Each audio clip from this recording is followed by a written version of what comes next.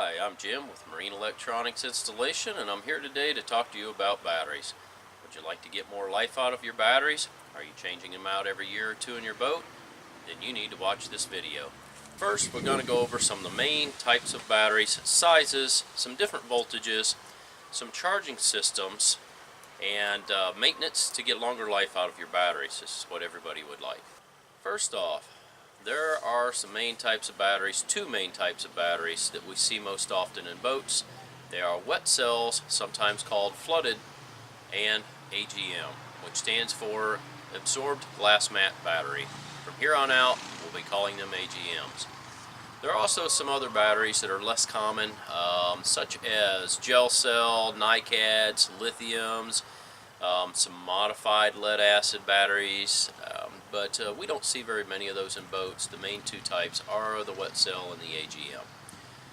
So that's what we're going to focus on. Group physical sizes. Group 24 and Group 27 are the two most common sizes in boats under 25, 26 feet. Larger boats, sometimes we see 4Ds, Group 31s, 8Ds, common battery also. Common voltages, 6 volt and 12 volt batteries are the two most common we see in boats. There are a few odd sizes when you get into the lithiums, nickel batteries. We don't see these very often, so I'm not going to go into them. But there are also different types of batteries, such as cranking batteries for engine cranking. There's deep cycle batteries and dual purpose batteries. We'll get into the details on those in a few minutes. Charging systems, there are a lot of different types of charging systems on most boats. Alternator from the outboard or inboard engines. Many boats now have onboard chargers that you can plug into shore power. There are a few boats with solar and wind or both charging systems, but alternator and onboard chargers are the two most common charging systems that we're going to get into. Maintenance on the batteries. Obviously there are a few things you can do for your batteries that will extend the life so you're not replacing them often. Many times you can get 3 to 5 years out of the life of batteries that are maintained properly. Do not maintain your batteries properly and you may only get a year or two of life out of them. First off, types of electrolytes. The two common ones I mentioned before are wet cell and AGM. And some advantages of the AGM over wet cell are the AGM can be discharged slightly deeper, and you can get a little more capacity in the same physical size of the battery as far as cranking amps and amp hours, which is basically your capacity or storage in the battery. AGM, a Group 27 AGM will have more capacity and cranking power in most cases than a Group 27 wet cell will have. The wet cell, one of the advantages to that is the upfront cost of the battery. It's almost always lower than AGM or gel cell or any of the other technologies. Wet cell is one of the oldest designs and one of the least expensive. One thing I will mention when we talk about wet cells and even a few AGMs, there are automotive batteries and marine batteries. You really want to look at getting a marine battery for your boat. If you've got a small boat, john boat, or a boat that stays inshore, doesn't take much abuse, you can get by with an automotive type battery in it if you're easy on the boat, but I do recommend the marine batteries for offshore boats, bay boats, flats boats, anything that's going to take some abuse on the water. The marine battery internally is built heavier duty. The plates have more support. The cases typically are thicker on the battery.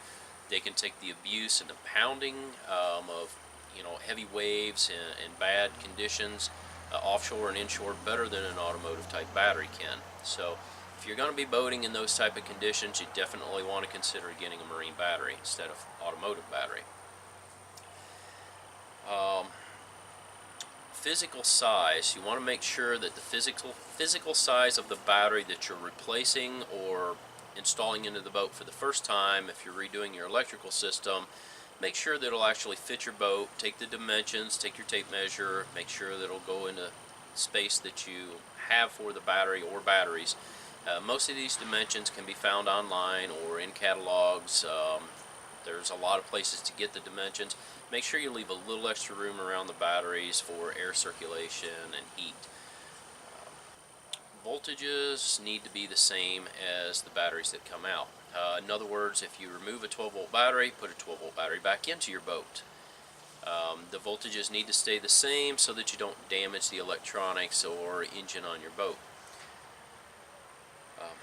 Many times you will see 6-volt batteries, a lot of times golf cart batteries in specific, that are used for house bank batteries on larger boats. What we mean by house bank is an individual battery bank that is set up to run the electronics only on the boat.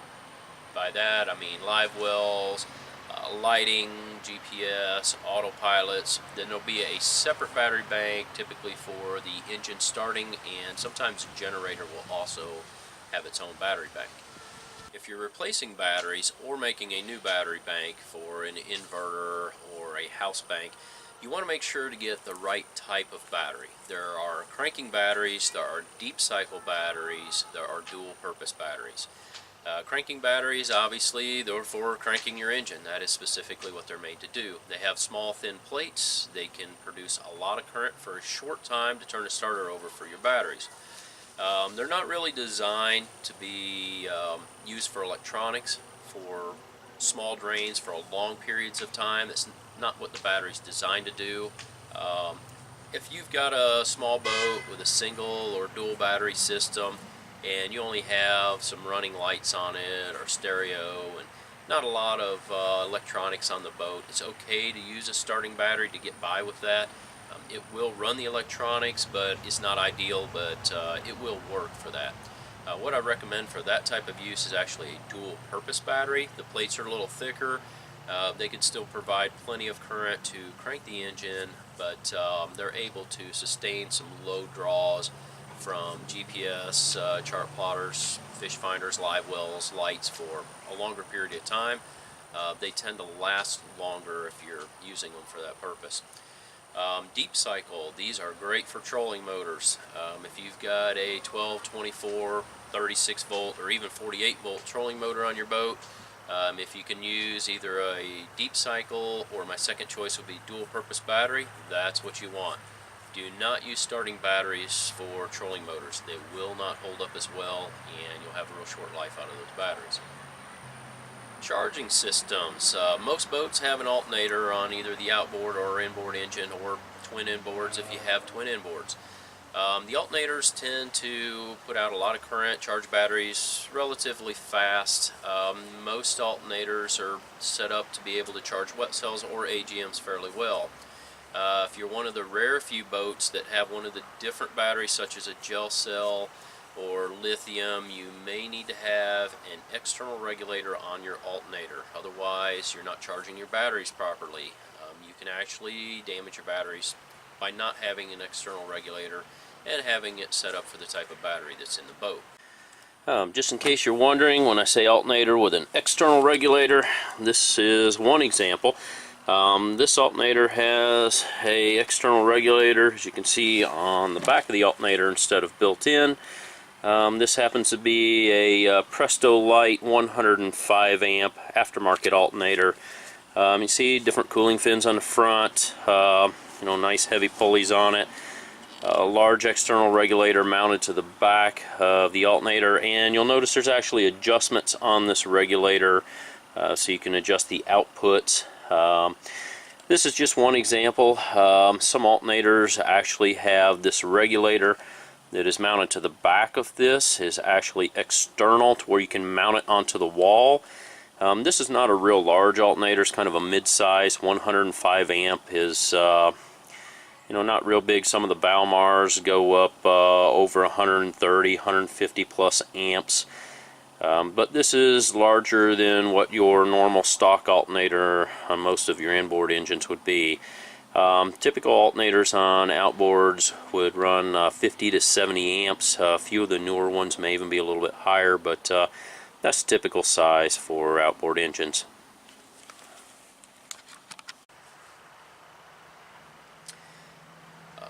onboard chargers. A lot of boats don't have onboard chargers that probably should have onboard chargers. Small boats, we can squeeze a small charger into the boat to maintain the batteries. If the boat's not going to be used on a weekly basis, it really should have an onboard charger, or at the least take a portable charger out and charge the batteries up. Larger boats a lot of times have an onboard charger. You plug into shore power, and often there's a breaker or switch that you flip and turn the onboard charger on to maintain the batteries. As you'll find out later, you're going to want an onboard charger if possible on your boat.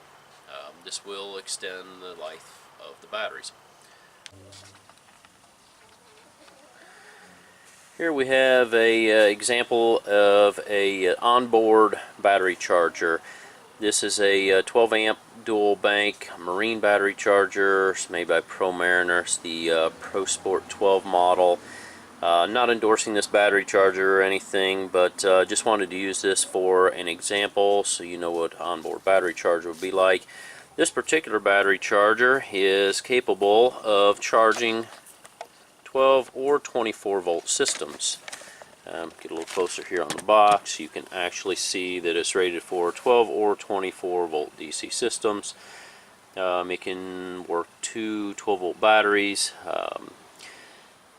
This is not a large charger. This is actually a small charger. This would be something we'd see on a bay boat with a single or dual battery system, maybe a flats boat, something of that size. Get this battery charger out of the box here for a moment. Once this battery charger is out of the box, you can actually see it's not very big. Pretty small, compact charger. There's some LEDs on the front here that tell us what's going on with the charger. Lets us know it's powered up. Lets us know if it's charging, conditioning, or just maintaining the battery. If you look closely on here, you will notice this charger has battery type on it, and it will say flooded, standard AGM, or gel. So this charger can be set up to charge flooded, which is a wet cell, AGM, or gel type batteries. A few boats, especially sailboats, some of the larger cruising boats now have solar, and a few of them have wind generators on board to charge the battery banks up. This is mostly used for the house bank. Solar, if you have a large solar bank, you need a charge controller that is set up for the type of battery you have. Wet cell, AGM, gel. Each battery takes a charge differently to get the longest life from it. These charge controllers or regulators need to be set up to charge the batteries the proper way to get the longest life. Most of the manuals that come with these actually show how to set these charging systems up to extend the life of the batteries. This is important if you want to get a long life. Here I have a solar charge controller. This particular one is made by Morningstar. These are physically pretty large units. This thing weighs probably somewhere around 7 or 8 pounds. Get a little closer look here at it. You can see this one's actually a TS MPPT 60. This model can handle up to 60 amps of charge current from solar. This is something you'd see on a pretty large solar bank, maybe the top of a large power boat where we can fit 4 to 6 panels. Maybe a sailboat with multiple panels on the back. This is a fairly large charger. They make them in smaller models, but this is a type of charger you would want to charge a large battery bank off of a large solar bank. This thing is customizable for different types of batteries: wet cell, AGM, gel cell. There are a lot of different charge settings in here. Can also equalize and do maintenance to your battery system. This is actually a really nice high-end charge controller for solar. Maintenance.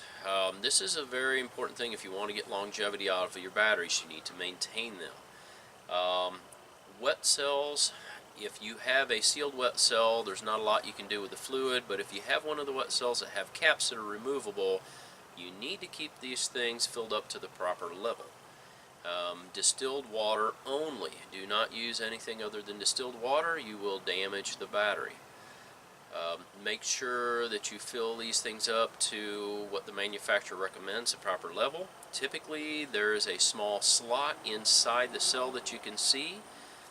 You will want to fill that up about halfway up that slot. Do not let it reach the bottom, and do not fill it over the top of the slot. That slot is there so that while the battery is charging or rapidly discharging, gases can escape without boiling over the battery. I've got a couple marine batteries here in my shop I wanted to show you. On the right hand side, I've actually removed the fill cap from this battery right here. You know, flat blade screwdriver or something to gently pry this up off of the battery.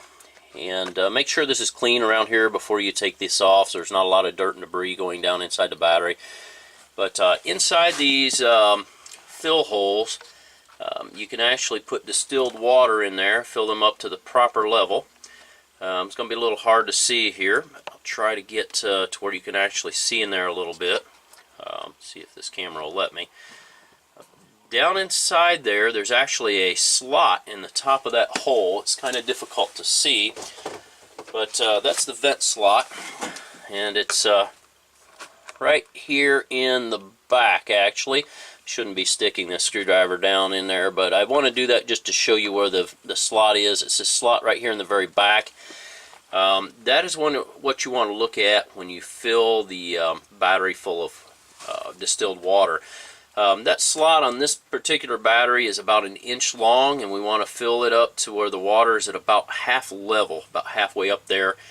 From this angle you can't really see the water. It is there, it is filled to the proper level, but you just want to carefully pour it in there. Obviously when you do this you want to have some safety glasses on. You know, you don't want to spill this, have this splash into your eyes. There's some pretty nasty acids inside of the battery, and you just want to be real careful with that. But fill them up to roughly halfway up the slot, unless your battery manufacturer recommends something different, then fill them to wherever they recommend that. Another thing, keep your battery clean. Keep the tops of the batteries cleaned off. Keep the post clean. This is really important with a wet cell. Any contaminants, dirt, debris on top of that battery, if they get inside the cells, then it will shorten the life of the battery or destroy it. You can actually buy some little wire brushes that are made for cleaning the posts of the battery. There are some sprays you can spray on top of the post, and they will help protect it from corrosion. Another thing is you do not want to discharge a wet cell below about 50% of its capacity. Capacity is rated in amp hours. Usually that is labeled on the battery when you purchase it. You will see a rating on the top on a sticker that will tell you how many ampere hours that battery is good for. You do not want to take the battery below 50% of its rating. That level can be determined by a battery monitoring system or a real rough guess by your voltage meter on your boat, depending on the accuracy of the meter. Typically 50% on most wet cells is about 12.2 to 12.3 volts, depending upon the load on the battery. If the battery's in a resting state, or if it has a load such as a GPS or bait well or something running on it, that voltage will be a little bit lower if there is a load on the battery. Battery monitoring system really is the best way to keep track of this, or err on the side of caution. Once you see the voltage getting down around 12.4, 12.3, then charge the battery up. Do not let it go below 50% if it's a wet cell. AGM batteries, 60% is a good rule of thumb. They could take a little bit more abuse, a little deeper discharge. Some of the brand new AGM technologies are saying that you can go a little bit deeper even with those to 70-75% with a few of them. Not very many of them will sustain that kind of discharge without shortening the life, but there are a few of the more expensive, higher end AGMs that will do that. Another thing that will help the life of your batteries, if your batteries do get discharged to 50-60% or more, get them charged back up as soon as possible. Put them on charge, start the engine, whatever you need to do, try to get that charge put back into that battery. As a battery sets with a low charge on it, a process called sulfation happens inside the battery, And what that does, without getting technical, it reduces the capacity of the battery, and it's difficult to get that back. So each time the battery sets low for more than a few days or a week, the sulfation takes place and you lose capacity in the battery. After this happens a few times, your battery no longer has enough capacity to start your engine, run your electronics. It'll need to be replaced.